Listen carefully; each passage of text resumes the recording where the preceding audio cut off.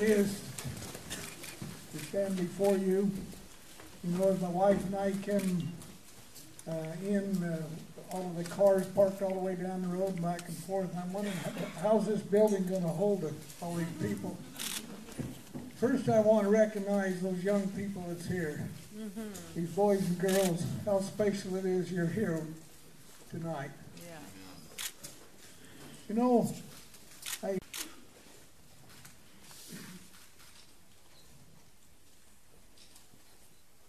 did they make the right stand? Yes. Oh, yeah. You know, they come to help their neighbor. Isn't that one of the main commandments? Be charitable. Without charity, you don't have anything. They was charity. They give their Lavoy give their life. My son Ammon give 2 years of his life. Jake has given much of his life and still given. How much is freedom worth? Everything. Is it worth whatever it takes? Yes.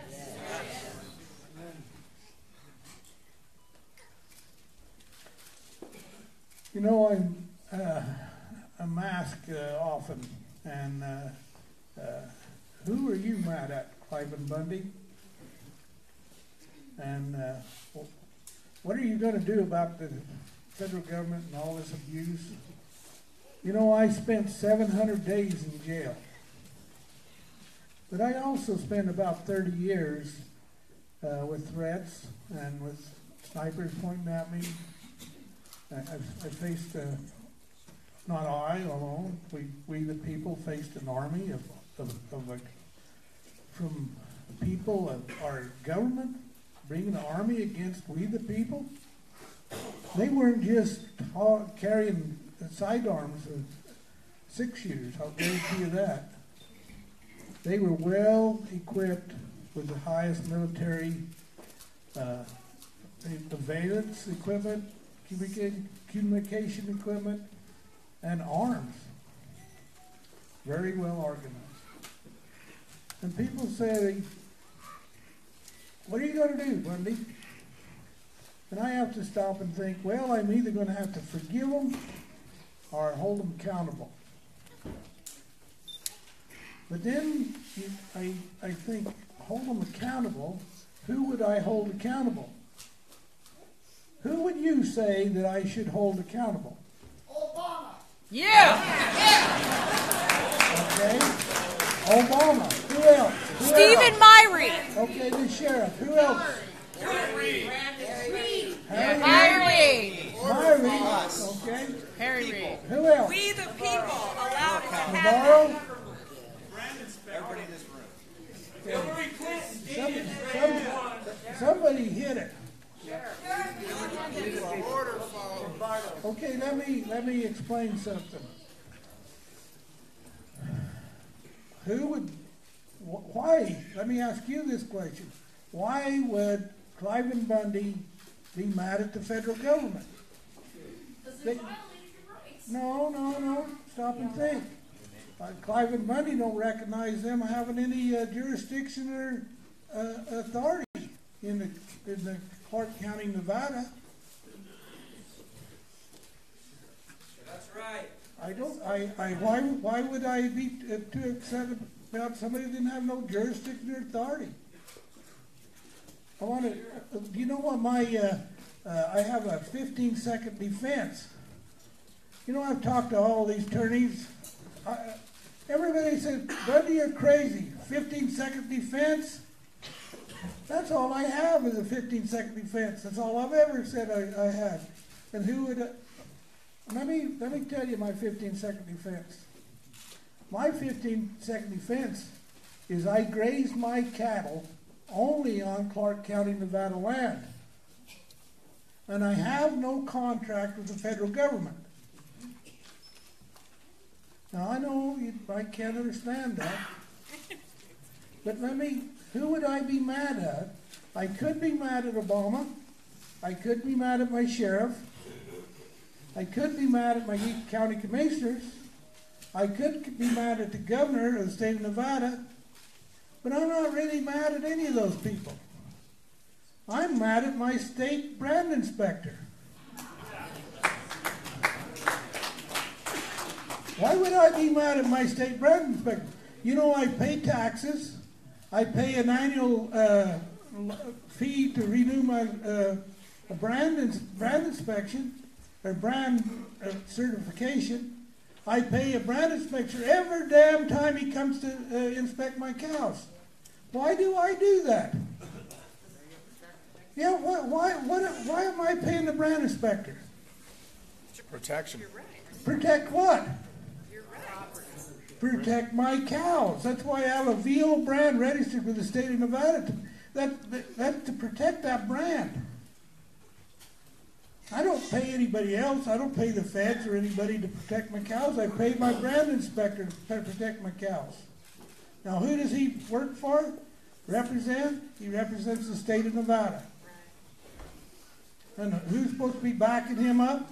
Well, Agriculture Committee, you know, Nevada senators, representatives, governor. They're all, why, Ryan explained to what government's supposed to be doing. Aren't they supposed to be protecting our life, liberty, and property? Now, why would I be worried about the federal government? I don't have a contract with the federal government. I don't graze my cattle on their land.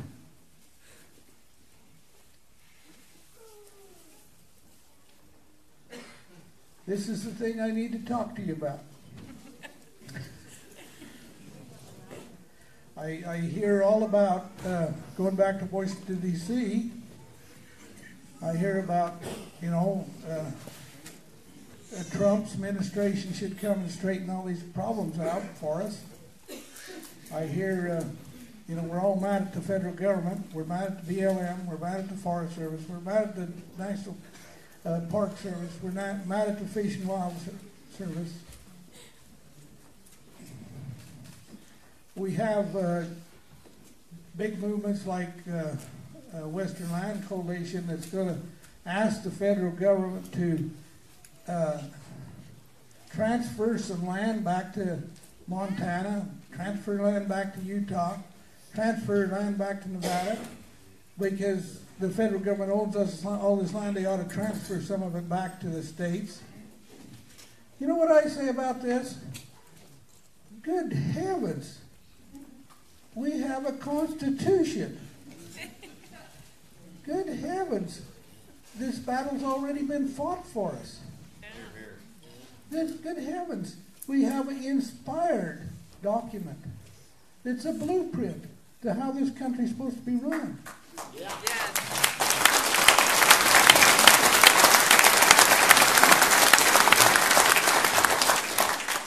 You show me one place in that document. I believe that's an inspired document.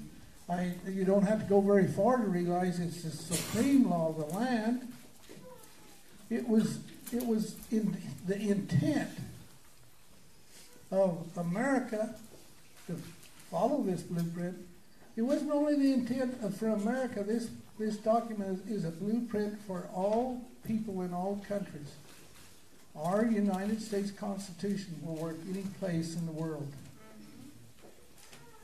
Why won't it work here in Montana? Yeah. You know, this Constitution has been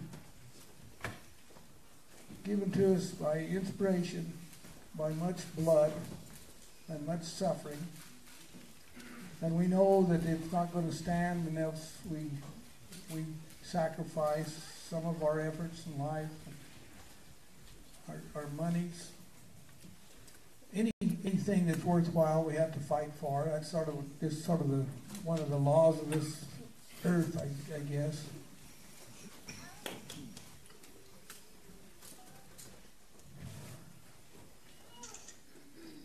You know, I don't know how to express to you what the proper form of government is, except it is the Constitution. let me get back to where in the Constitution do you find that the federal government can own land? Nowhere. Is there any place in the Constitution indicate that that the people of admitted states, that anywhere within their admitted states, the United States can own land? Are there any place? Okay. Okay, Article 1, 8 and 17 says something about the federal government can own land. Well, what is it Article 8, 1, or 1, 8 and 17 says? It said that they can purchase land from a state for only military uses and other buildings. But let me just bring it back so simple. Even these, I don't know if we got a kindergarten kid in there, but he can understand if the United States is going to buy something from a state, then if they own all this land, why are they going to buy it from a state? Why are they going to come to Montana and buy land to build a military base or a post office or a courthouse? Why is the United States going to buy property from the state of Montana? And the next question the kindergarten people ask, if Montana doesn't own the land, how could they possibly be selling it? I mean, that's simple in the Constitution. Article 1, 8, and 17. It's right almost in the front of our Constitution. No, now what's wrong with everybody? I mean, where else does it say anything about the federal government owning land? You guys all act like they own the land. I've heard it up here 20 times right in the speeches. I don't know what to tell you, except go and read your Constitution and start acting like you're a sovereign state. Amen. Now, there's another little step to this. You know, we talked about Article 1, 8, and 17. We can talk about Article 4, 2, and 3. And we know that it's talking about there that the territory is not omitted, disposed of. Well, you know, the government in their courts and everything, they're always talking about this, what is it called? Land, in other words, property clause. There we go. They're talking about the property clause, and they tell us to turn back to Article 4 and 3, and that's the United States property clause. Who knows what it says in Article 4 and 3? The first thing it says is that Congress has power to dispose of a territory. You know what dispose means? Get rid of it. So when Congress disposed of, I don't know how Montana was set up in territory-wise, but when Congress disposed of the territory of Montana, let's put it that way, what did they do? They got rid of it, and then what happened to that territory that they disposed of? It was admitted into statehood, into the Union. Ryan talked to you about this Union. And so now what happens when you become admitted into the Union? Guess what? Now the people of Montana receive the Constitution. Because what they're admitted into the United States isn't the Constitution, the supreme law of the United States. So now you people in Montana have the Constitution. Cattlemen. How many people are here public land users? Okay, look at you. Well, you know, I don't know about a lot of things. I don't know about exactly like the mining and the timber industry, but I know that there were resources that belong to the state of Montana. But I know quite a bit about grazing, and I know quite a bit about rights.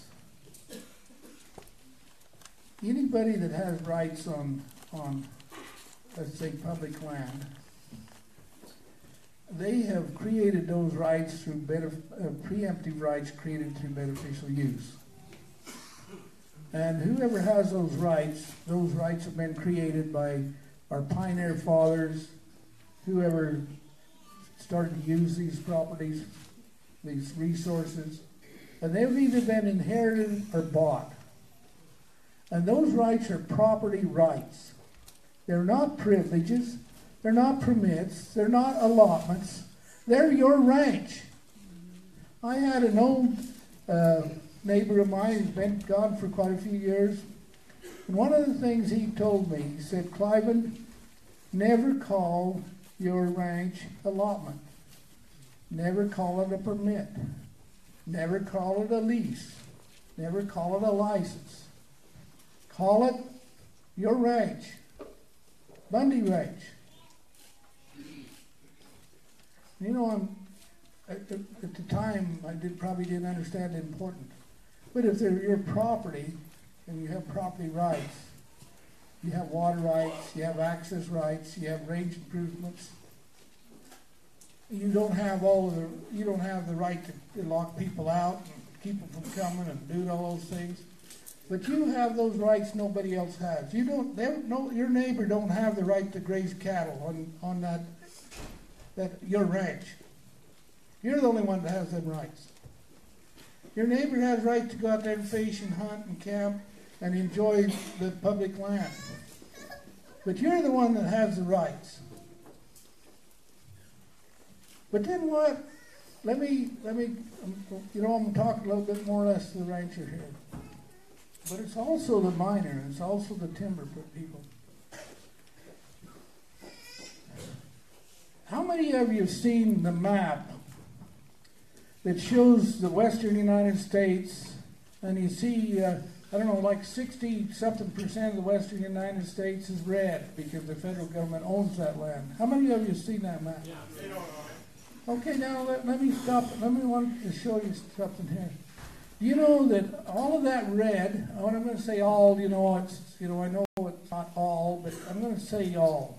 All of that red, that red, has grazed sheep or cattle on it.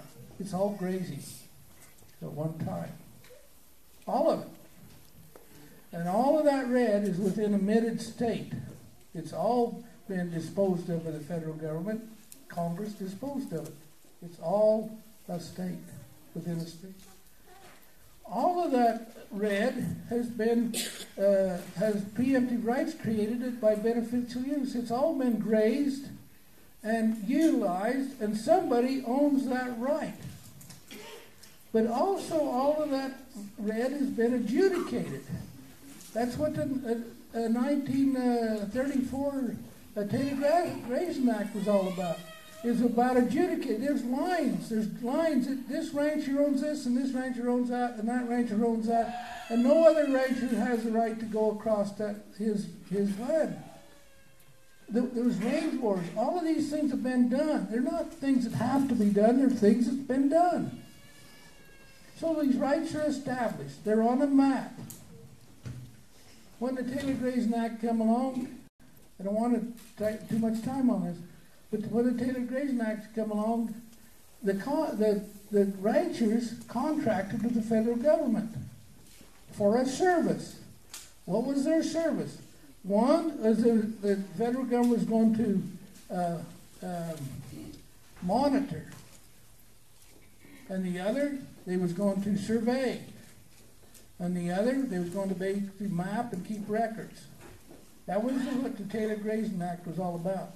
And then, of course, now we know it's converted into what we call the BLM and Forest Service. And the Forest Service, I don't want to talk about that a little bit, but I'm talking about BLM now.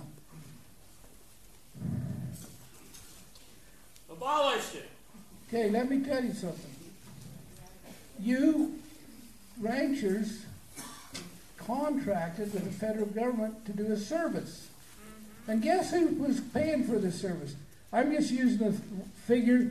You paid like 6 cents a AUM to the federal government to do that service for you. And when that adjudication was done, when these boundary lines were done and all this, you didn't get rid of the contract. Then you started to contract the federal government to do range improvements. Well, we needed fences, and we needed water, and we needed all these things, so we contracted the federal government to keep doing this service for us. And let's say we quit paying them 6 cents. Now we're going to pay them $1 for this service. And guess what? How much the money the federal government gets for the service? They don't get the $1. They only get 12.5% of that dollar. That's for their service. What happens to the other 87.5 cents? Who knows? Which rancher knows what's supposed to happen to that other 80? That comes back on you. Who's paying it? That's first. Who's paying the dollar for the service? The rancher is. That's his BLM fee or AUM or whatever, grazing fee. Well, now that 87.5 cents is supposed to come back as range improvements on your land. Isn't that the way you guys understand this? And who's supposed to do this adjudication? Was it the federal government? Was it the county? Was it the state? Who was the judge that said this is where Bundy's rights was? Who was the judge? The grazing board. And who are they? The ranchers. They was nominated and elected, and they worked as a grazing board. They're the ones that judged who had the preemptive rights created. But we're down the road 50, 60, 70, 80 years, and what are you guys doing? You're still contracting with the federal government. And who are you contracting with? Bureau of Land Management. And what have they done? They've quit doing their service now. Now they were managers, and in most cases they're stewards of the range, and now they're saying they own the land. They're the landowners. There you go. And you guys are still signing the contracts. And let me ask the county sheriff, I'm sure he's here.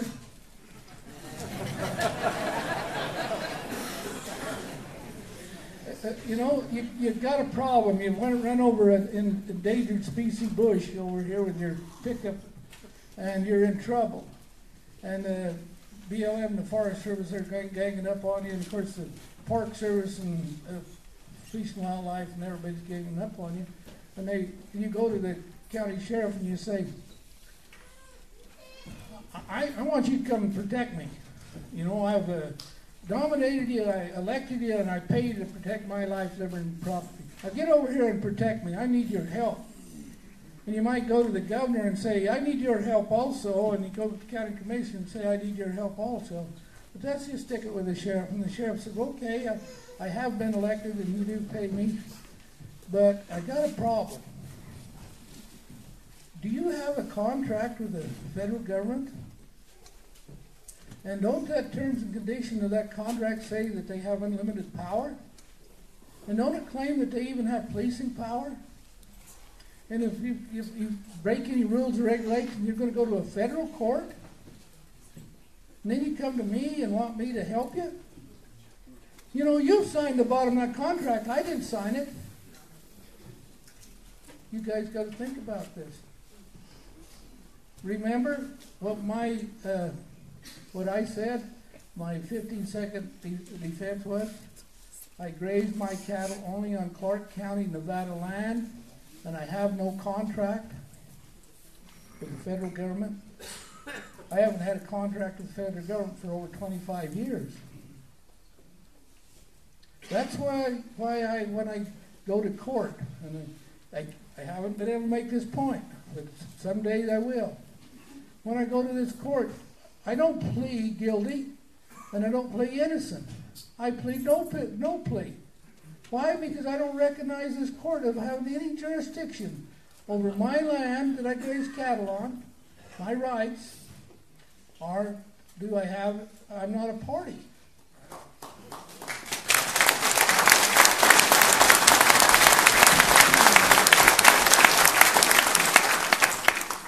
So what I would ask you to do today here is act like Montanians. Act like you have a county government. Act like you understand the Constitution. I mean, me talk a little bit about county government just a little bit. You know, the federal government disposed of their territory and made a state. And I'm not sure exactly how Montana comes in, but I'm going to talk like I do know, like I know how Nevada come in. It was this territory, and it was disposed of and made a state, and then it was admitted into the Union on equal footing basis of the original 13 states that Ryan talked about. When the United States Congress, when this was a territory, the United States Congress did have unlimited power. They could make all the rules and they needed rules and regulations. And they could take those rules and regulations and change them. But Montana is not a territory no more. The Congress disposed of it, and when the Congress disposed of it, they disposed of all of their power. They didn't have nothing left. Did you read the Amendment 10 in the Constitution? What does it say? Only the things in the Constitution the federal government has. All of the rest of it is for the states and the people. Only the very limited, very minimum. There are not very many powers given to the federal government. We know they have a power like to protect our borders and protect us from foreign things. We know they have some power to deliver our mail. And we know a simple thing like we know weight and measurements. You know, in the United States, all the weights and measurements the same. A foot's the same length in New York as it is here in Montana. That's something the federal government should do. And the Constitution, that's what they set apart for them to do. But the federal government, you can't see anything in there telling you how to graze your cattle, cut your timber, mine your mines, take care of your schools, your banks. I mean, where is the federal government? And we're all unconstitutional things. Now, let me get back to my county just a little bit longer. The county government is a subdivision of your state. And we got borders around our county government, county lines. And when we elect a county commission, and when we elect our county sheriff, they have no authority on the next county or within the next thing. They have no jurisdiction or authority over there. They have jurisdiction and authority in your county. And this is where you get to exercise your republic form of government at the highest level. You get to nominate them, and you get to elect them, and you get to pay them to protect your life and liberty and property. And you can fire them, and you can get new ones. But they have no jurisdiction on the outside of that line. But let's talk about the county sheriff. Do you know that the county sheriff has more constitutional jurisdiction and authority in your county than the President of the United States, than Congress, and the Supreme Court don't have no jurisdiction and authority, and the county sheriff has all of that jurisdiction and authority. Why?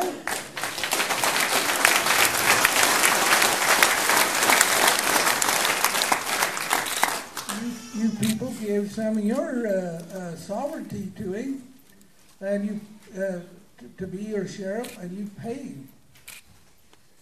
He is your man. You respect him, and you back him up, and you do whatever you can. If he's no good, then get another one. But remember, that is your constitutional right. The closest government to the people is your county government. Respect your county government. Make sure you've got good people in there. But you first, don't have your county government and county sheriff going to fight your battles if you're not really willing to fight them. Cliven Bundy says, if I'm not willing to put my life on the line, I doubt if I'm going to ask my sheriff to do that. But I'll tell you one other thing. If I put my life on the line, I expect my county sheriff to come and help me. Anyway, I want to express my love to you. You know, I spent 700 days in jail, and I felt your prayers and your love every day. I did. And my family has felt your prayers and love, and not only that, your support. Do you have any idea how many times and how many days and hours people have drove to support the Bundys and Hammonds? And how much sacrifice, how many hours have stood in the sun? How they've shared their wealth and their money, and some of them have shared all they have. And the main thing is they've shared their love to point to the pray to our Heavenly Father, and He has blessed us. There was never one day I spent in jail that I didn't feel some comfort for my Heavenly Father. And I know it was because you was petitioning me to bless me. I don't know how to thank you, except to tell you I love you. I have learned some things about our Heavenly Father loves all of His children, and we are His children. And He knows each of you. And I want to testify to you that you're very important to Him. We're down here and we have lots of trials and tribulations, but He's given us a body and given us our agency, and He expects us to go through trials and tribulations. That's how we learn. That's how we learn that we learn the right from wrong, good from evil, sweet. If we don't know about the sweet, we can't taste the bitter. You know, what a beautiful land we have. You know, as I come up through this country, I've never been through this country. Of course, all I can see is cow feed, you know. but I took a ride just with my wife here just, an hour or so ago, and we went up, didn't probably get up here over maybe a mile away, and we seen the beautiful scene we ever seen, looking up the river and the mountains and snow. Our Heavenly Father has blessed us so much. But I want to tell you one more thing. He wants us to love each other, but He wants us to love our wives, and He wants us to have wives and husbands and children. It's important we have a helpmate in this life. Don't go through this life without a helpmate. That's one of the things we're here for. Get you a helpmate if you haven't got one, and if you got one, love each other. Amen. You know, I had an experience I want to tell you about. I was sitting in church, and I knew I had a conference call from some media. I didn't know who it was, but I knew it was coming in about 1:30, and so my phone buzzed, and I went outside their church house, and I leaned up against the wall. I remember it felt warm. The sun had been shining on it. And this lady come on, and she said, Mr. Bundy, you're going to be talking to 72 nations. And he says, approximately 300 million people. And I thought, what am I going to say to 300 million people? I thought, am I going to call them to repentance? And then I thought, that's a little too strong. And so I took the call and started to talk. And the Spirit started to tell me, ask them to forgive each other. Ask them to forgive their wives, and their wives to forgive their husbands, and their children to forgive their parents, and for everybody in this world to forgive each other. Amen. And my grandma used to say, we can all do a little better.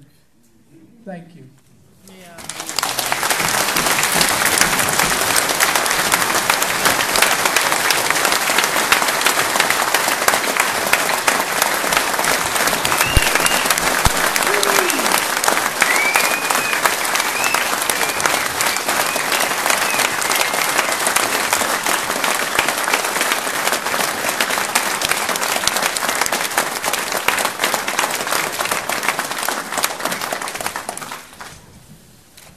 I don't know about you, but my cup runs over. All right.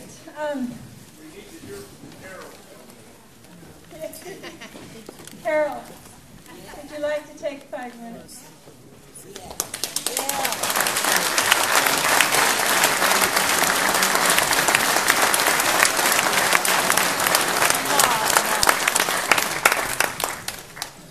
I really don't know what to say. I always said all along that my whole, through this experience, as people would say, how are you doing it? And I'd say, I want to endure with dignity. And I still hope that I can do that. And I know as Ryan's faced similar to what I faced. And the fact that I had 4 sons and a husband, total of 19 men, and I called them all my sons. I can tell you that we need to be prayerful, humble, and kind. And if we do all of that, that our loving, kind Heavenly Father will take care of the rest.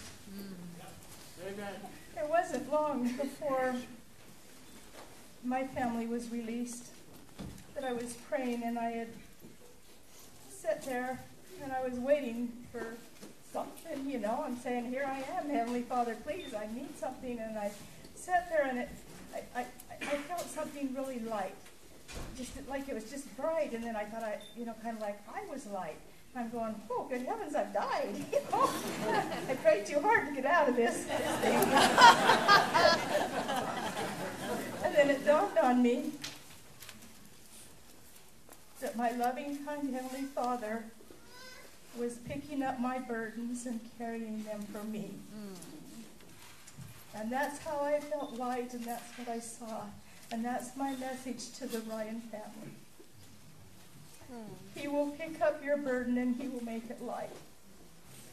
And when you pray, he will do whatever it takes for your family.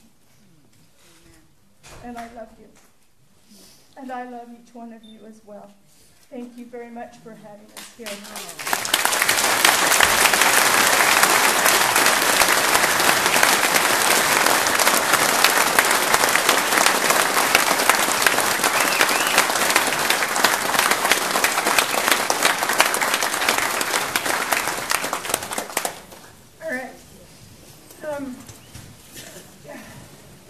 Don't go home and eat ice cream.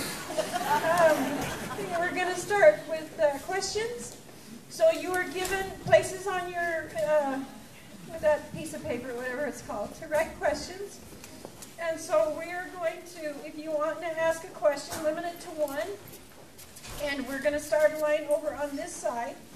So you'll walk around right over on this side. And then Shauna will hand you, sorry, Shauna will hand you the mic, or you'll hold the mic and you ask the question. And if you want to direct it to somebody particular, say who you would like it to be directed to. Before everybody leaves, I have a couple things first. Number 1, somehow I only got 1 book here. So I had Cliven and Ryan, and I signed it. And we're going to have a Raffle. not a raffle. Fundraiser. An auction. Actually, that's not a bad idea. Anybody got a lot of money? Just kidding. Just kidding. Okay. No, what we were going to do with Ryan, where are you? Oh, okay. He's going to give you a little quiz. So be ready, because whoever can answer this question gets the book. Yes, you have to raise your hands. All right, so if more than one answers or knows the question, I'm going to have to pick the one who raises their hand first. And so this is just our door prize to give away. We're trying to figure out how to do it. So there's a lot of talk about militia. So the question is, who knows how many times militia is mentioned in the Constitution for the United States? Oh, did she, the lady? I was going to say 4. Okay. 4 is the correct answer. What were you going to say?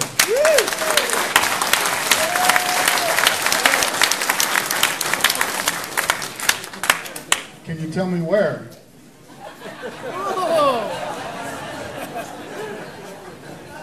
Article 1, Section 8, and back, I think in your Article 3, and you got me stumped there. Well, you're doing good, actually. Mark Chadwick. So Article, Mark Chadwick, Montana Committee to Defend the Constitution. okay, so you're really good. Article 1, Section 8, Clause 15. Thank you. Thank you.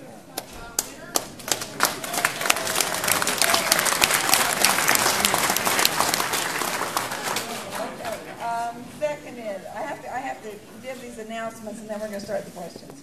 Okay. On June the 2nd, the Ryan family will have a dance here in Plains. Matt Shea wanted to be here. He couldn't be here. He was awesome and was able to put forth the Wooten ladder for us. And last of all, we want to thank the Ryan family. I remember the day that they arrived at the refuge of the Harney County Resource Center. I was so excited that this man, Dan Ryan, showed up and he brought these boys, and they were the most good-hearted, honest young men that I had seen. It was a fabulous family, and I'm honored to know them, and we're grateful that they've done this, and we ask for all the blessings for Jake. We want to do everything we can to help Jake.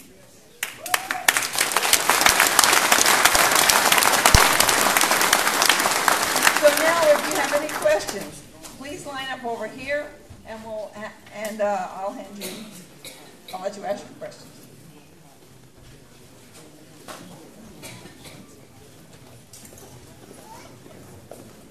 Look at me.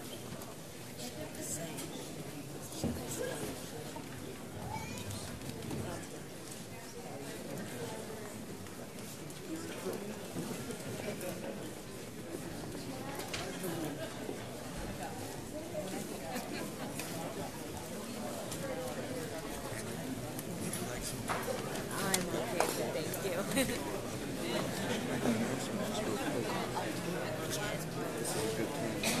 Okay, for questions, you're going to line up on this side of the gym.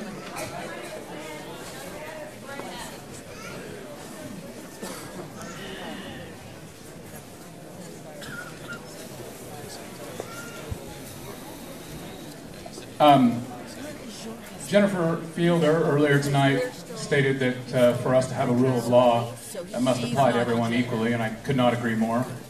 Mr. Bundy stated that the Constitution is obviously the supreme law of the land. I could not agree more. We had someone here say tonight that the federal government does not own any land. I could not agree more. We, the people, own this land. My name is Ryan Bussey. I represent the backcountry hunters and anglers, almost 20,000 strong hunters and anglers. Personally, I have to say that I'm thrilled that we live in a country that is not like the one espoused by Ryan Bundy. We fought a civil war to ensure that federal law supersedes the private property rights of even private property slave owners, even if states espouse those private property rights. From a BHA standpoint, I want to say we are thrilled that we live in a world and live in a country with the most egalitarian experiment ever, a land where we the people own 640 million acres, a land where we are not forced to be landed gentry or royalty, and I'd like to know why I'm wrong and why BHA is wrong. Bye-bye. And who are you asking the question to? Ryan, Cliven, or Senator Fielder. One of you want to answer that question? I picked Cliven.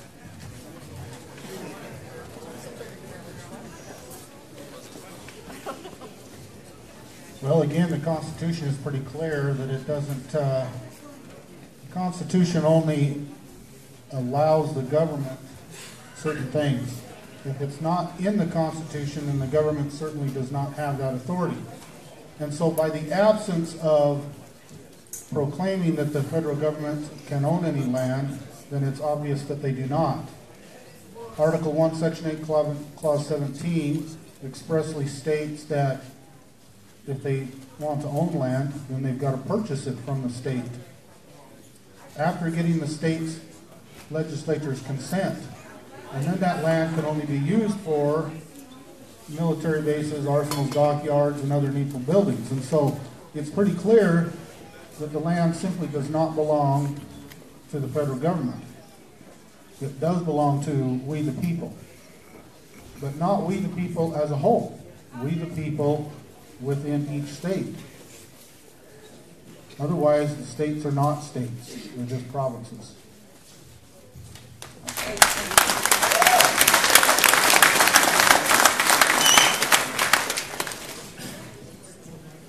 My name is, speaking of this,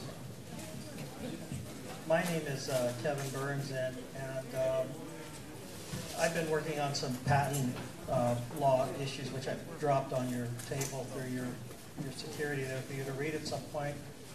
But since we're really protected by the patents, and those patents are the highest evidence of title of the Congressional Act disposing of that land, why don't you, or why haven't you talked a little bit more about your constitutionally secured rights that the patent holds you, and how Article 10, Section 1 prohibits the impairment of that contract between the government and yourselves? I mean, you have rights through those patents that are very enforceable. And I guess this is sort of a... Yeah. Well, anyway, that's my question to you is why don't you talk about that a little bit more, leverage that if you haven't already. Perhaps you have, and perhaps you just haven't talked about it, but I'd like to ask you to clarify. Cliven or Ryan.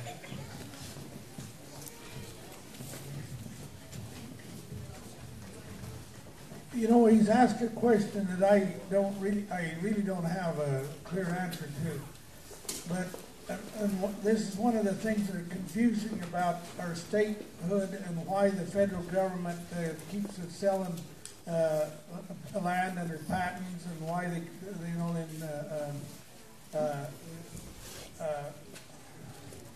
what's some of the other acts, land disposal.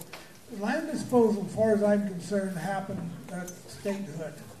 And there was no land left for the federal government to dispose of.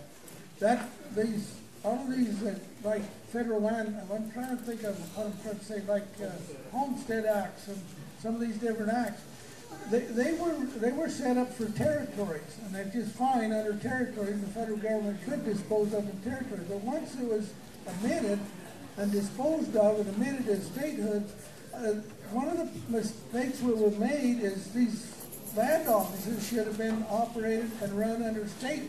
The state could sell this land. I'll give you an example. I have some articles that's written in like 1877, 1879. They go on up to 1914. They're newspaper articles. And I went back and looked in the land area where I ranch. And all of the land sales were done by the state of Nevada. The state of Nevada was a state committed into the Union in 1864. Those land transfers and sales were all done by the state of Nevada, not the federal government. So these patents are a little bit confusing to me. I don't know how they keep it going on, and how, I understand that they're good law, but I don't quite understand it. So only thing I know is the Constitution in Article 4 and 3, when the land was disposed of, it becomes the state of the state land, and the state can dispose of it however they want for settlement and all these types of things. The federal government don't have no jurisdiction or authority.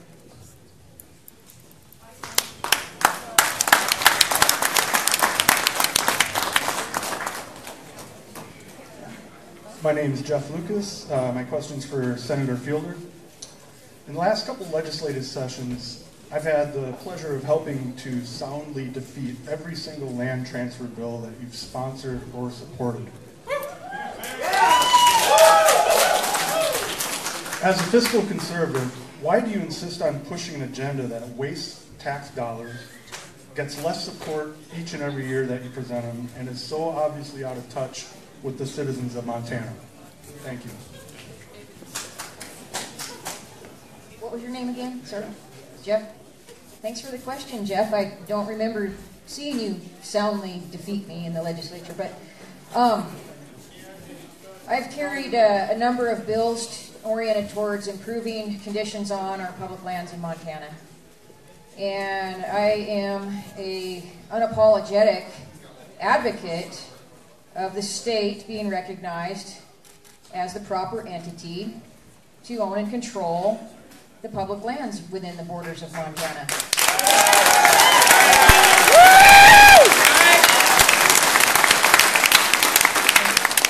Where are you from, Jeff? You're from Missoula. I represent Sanders County and Mineral County, and a little bit of western Missoula County, but definitely not the center of Missoula County. So, how many people here are from Sanders and Mineral County? Just raise your hand. How many of you that are from Sanders and Mineral County agree with what I just said about the state controlling the land? How about in the room? How many of you agree that the state should control all the public land?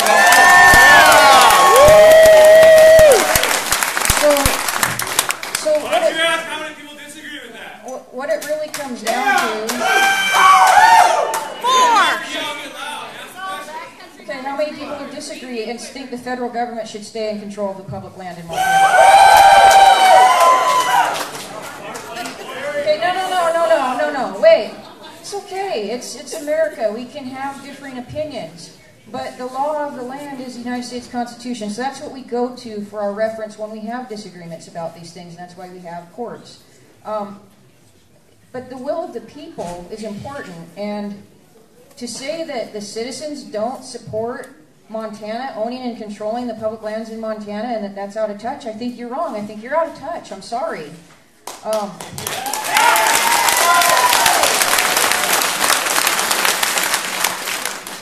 Have less support every year then. Lose like 60 to 40 every time. Wait. This is one question. Sorry, because this is not a debate. But that was a really important question. He asked, why is the idea of the state controlling the land losing support? I don't really think it's losing support. I mean, I ran on that issue and my ratings went way up. So the voters spoke. I mean, that's not the only thing I stand for, but it's one important one. But I do know that organizations like Backcountry Hunters and Anglers are receiving funding from the New Venture Fund, which is $340 million a year dished out to these groups that are telling lies, that are telling people that we want to sell all the public lands off, which isn't true. So yeah, there's a challenge there. If we want to have a fact-based conversation, we can have a fact-based conversation, but there's no need to lie about it. Just state your viewpoint. State your viewpoint.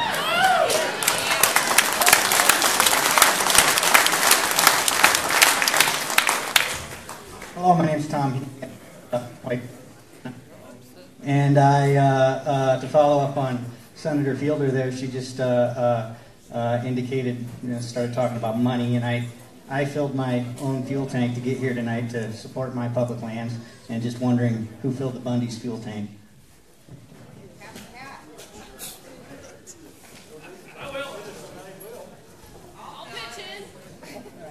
You know, I'd like to answer that question. You know, I guess what filled my tank is my cows. We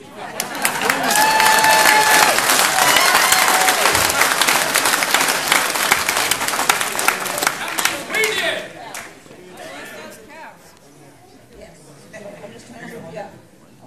Okay, I have a question for Chris Briles and maybe Ryan. My name is Greg Collier. I'm from Post Falls, Idaho. Excuse me. Chris, could you give us some updates on the Committee of Safety in Harney County? And also, is there things that maybe you guys, Chris, Ryan, Cliven, could tell some of the people out here about